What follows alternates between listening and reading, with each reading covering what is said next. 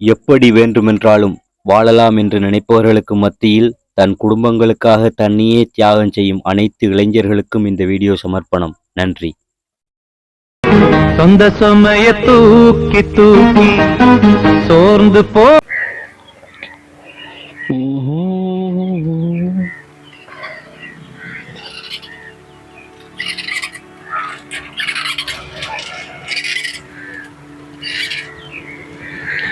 சமேத், என்ன கதை? வாண்டா இருக்கேன்டா, வாண்டா.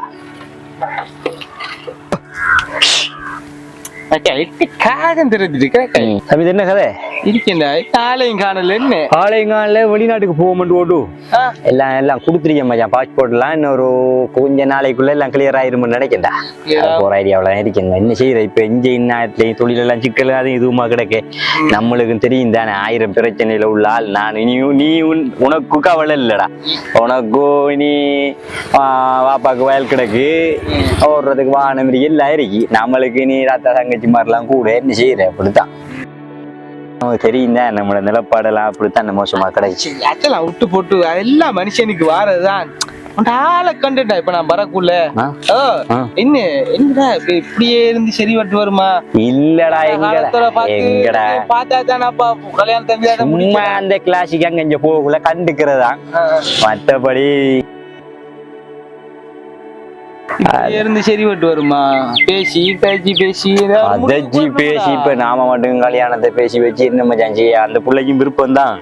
என்ன பிரச்சனைன்னு சொன்னா, இப்ப நாம போய் இப்ப மூவாயி இப்ப அவரோட குடும்பத்துல கேட்கக்குள்ள நமக்கும் ஒரு தங்கச்சி அதுல பிரச்சனையும் பார்த்து முடிக்கணும்.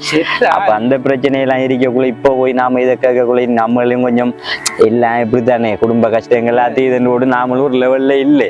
நாளைக்கு முகத்துல அப்படி இப்படின்னு காய்ச்சிட்டாலண்டா ஒன்னும் செஞ்சிக்கலாதுடா. கல்யாணம் முடிக்க செல்லா ஒண்ணு. நான் சொல்றேன், போறதுக்கு முன்னுக்கு அவன் நானா இருக்கேன் அல்லவா, இந்த பேசி இப்படி தானா விரும்புறேன், நான் போகக்குள்ள நான் ரிஜிஸ்டர் அதை பண்ணி வச்சு போட்டு போறேன், வந்து நான் கல்யாணத்தை முடிக்கிறேன். அப்படி ஒரு பேசி ஒரு முடிவுக்கு வந்தா நல்லா இருக்குமாடா.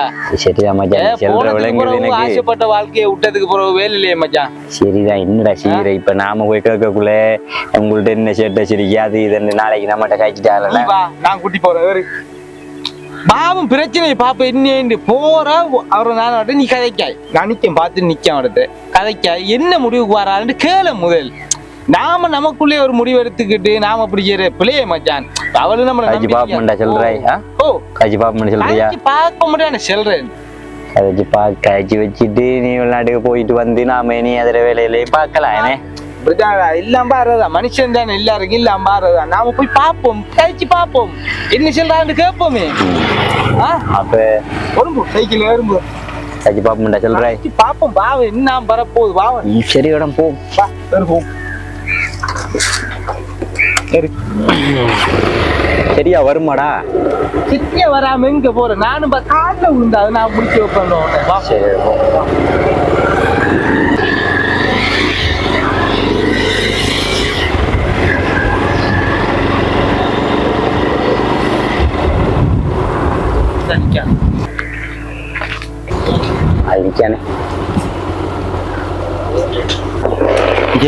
நான் இവിടുത്തെ நிக்கேன் தைரியமா போய் நான் இവിടുത്തെ பார்த்து நிக்கேன்.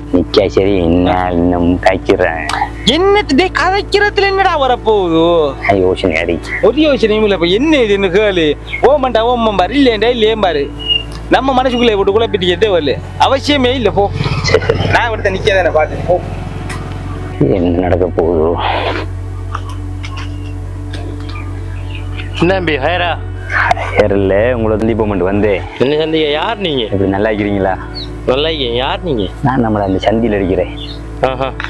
நம்மளோட மேஷம் வேலை செய்வாரே. என்னத்துக்கு சந்திக்க? என்ன என்னன்னு சொன்னா, நான் சொல்றேன்னு நீங்க கோவிக்கப்படா, சரியா? கொஞ்சம் யோசிச்சு செய்யுங்க. நான் உங்களோட தங்கச்சி ஒரு 3 வருஷமா லவ் பண்றேன்.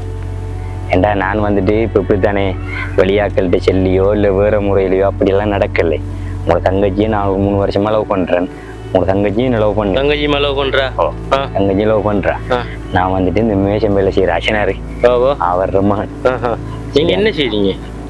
நான் கூலி வேலை தான். கூலி வேலை தான் செய்கிறேன். ஒரு நாளைக்கு 2000 ரூபா அப்படி சம்பளம் எடுப்பேன். என்னன்னு சொன்னா நான் இப்போ வெளிநாடு போறதுக்கு இருக்கேன். எனக்கு தங்கச்சியும் இருக்கு. அதுக்கு ஒரு வீடு கட்டி போட்டு நான் கல்யாணம் முடிக்கிறேன் என்றாலும் இப்போ உங்கள்ட்ட எல்லாம் சொல்லி வச்சா தானே சரியா வரும்ங்கிறதுக்காண்டி தான் நானும் உங்கள்ட்ட கதை போமெண்ட் போட்டு வந்தேன். நீங்க அவர்ற மானுனே உங்களுக்கு நிறைய பொறுப்புகள் இருக்கு. நமக்கு ஏற்கனவே ஒரு ராத்தா ஒரு ஆள் இருந்தா கல்யாணம் முடிச்சு கொடுத்தாச்சு. இப்போ தங்கச்சி ஒன்று ஒரு வீடு கட்டி கல்யாணம் ஒன்று முடிக்கும். இந்த இப்படி பொறுப்பை வச்சுட்டு நீங்க லவ் வந்துட்டு என்னோட செல்றீங்கன்னா இது நல்லா இருக்கியா உங்களுக்கு? இல்லை நான் கேட்குறேன், உங்களுக்கு நல்லா இருக்கியா? இப்போ நீங்கள் உங்களோட தங்கச்சிக்கு நீங்கள் கல்யாணம் முடிச்சு கொடுக்கணும், நீங்கள் வெளிநாட்டுக்கு போகணும், சரியா? இதெல்லாம் சாத்தியப்படுற கதையா இது? எந்த தங்கச்சிக்கு நான் கல்யாணம் பேசி நான் கல்யாணம் நல்ல இடத்த நான் முடிச்சு கொடுக்குறேன் இல்லையா? நல்லபடியா என்ன தங்கச்சியை இவ்வளோ பொறுப்பை வச்சுட்டு நீங்கள் என்னட்ட வாரீங்களே? இல்லை, அந்த பிள்ளையும் விரும்புது, நானும் விரும்புகிறேன். அப்போ விஷயத்தை உங்கள்ட்ட நேரத்தோட சொல்லி வச்சா இப்படி உங்களோட தங்கச்சி செஞ்சா நீங்கள் என்ன செய்வீங்க? சரிதான். இப்போ என்ன சொன்னா இப்போ இப்படித்தானே இன்றைக்கு யாருக்கு நான் ஒரு ஆளுக்கு நீங்கள் முடிச்சு கொடுக்கத்தானே போறீங்கிற? முடிச்சு கொடுக்கத்தான் போறேன். நான் என்ன தங்கச்சியை நான் கல்யாணம் முடிச்சு கொடுக்கணும், சரியா? இப்படி நீங்க வந்து என்னோட கேட்டு வச்சுட்டு பேசி வச்சுட்டு செஞ்சுட்டு போறது, நீங்க வெளிநாட்டுக்கு போயிட்டு உங்களோட தங்கச்சியோட கடமையில நீங்க முடிக்கணும். இது எப்ப நடக்குற? நான் எப்ப என்ன தங்கச்சி கல்யாணத்தை முடிக்கிறேன் உங்களுக்கு? எப்ப முடிக்கிறேன்?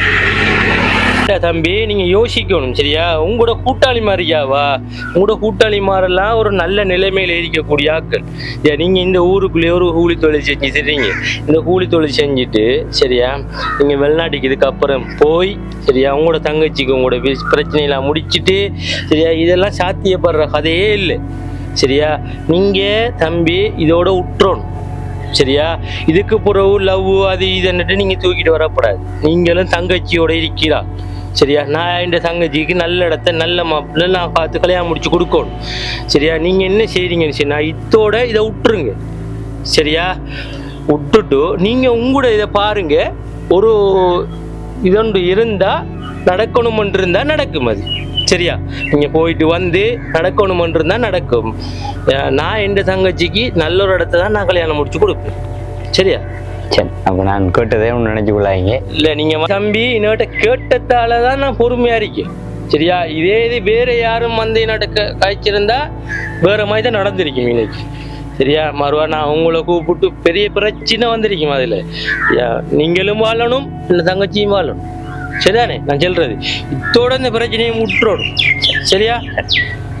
சரி போங்க. நீங்க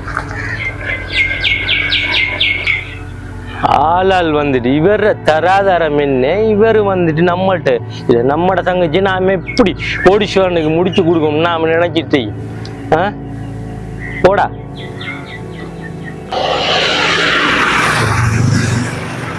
சமேத் போமா என்ன பேசின? என்ன நமக்கு சரி வராது. ஏன் நமக்கு சரி வராது, நமக்கு சிட்டாவாது. அப்படி என்ன சொல்ற? ஓ நமக்கு சரி வர இன்ஷால்லா அல்லா நாடுனா அந்த டைமுக்கு கிடைக்கும், அமைச்சா நமக்கு கிடைக்கும், அவ்வளவுதானே? சரி எடுப்போம், அவ்வளவுதான்.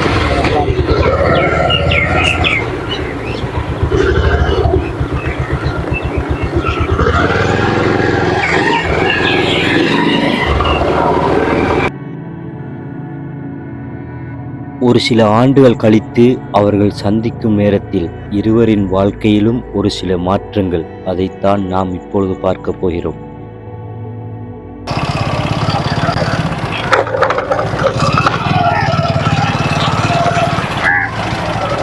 அவங்க ஊரண்டு சின்னாரு இடத்தேன்னு தெரியாதே. சாலையும் சபாயிட்டு இந்த ஊடு வரத்துக்குள்ளையா? தம்பி நீங்க இந்த தங்கச்சியை லவ் பண்ணேன்னு எப்படி நல்லா இருக்கிறீங்களா? நான் இப்ப நான் அப்படியோ நீ உங்களோட வேசி போல அப்படியே வெளிநாடு போயிட்டு நான் இப்பதான் ஒரு 2 வருஷத்துக்கு ப்ரோ. நல்லா இருக்கீங்களா? இருக்கேன், நல்லா இருக்கேன், நல்லா இருக்கேன். நீங்க நல்லா இருக்கிறீங்களா? உங்களோட கோவம்ல ஒண்ணும் இல்லையே? ஒரு கோவம் நல்லா இருக்கிறீங்கண்ணே? இந்த மாதிரி தங்கச்சியில நல்லா இருக்காங்களா? கல்யாணம் முடிச்சுட்டாங்களான்னு கேள்விப்பட்டேன். கல்யாணம் முடிச்சுட்டா அந்த கதையெல்லாம் கேட்காதீங்க. ஏனெண்டா அந்த அளவு நான் மடத்தனம் செஞ்சு அந்த அளவு செஞ்சிருக்கேன். என்னண்டா இந்த காசி பணத்தை நான் எதிர்பார்த்து போனேனே, போனதுக்காண்டி இந்த தங்கச்சியோட வாழ்க்கை இப்ப சீரழிஞ்சு நிற்கிது. சீரழிஞ்சு நிற்கிருந்துச்சுன்னா ஹாதி கோட்ல தான் அவரோட வாழ்க்கை. ஏன் என்ன நடந்த நல்ல பொடியை நாம அதான் நான் வெளியேறிக்கக்குள்ள கேள்விப்பட்டேன். அப்படித்தான் நான் முடிச்சேன். என்ன நல்ல பொடியன் என்றெல்லாம் நான் பார்க்கல, நல்ல காசி பணத்தை தான் பார்த்தேன்.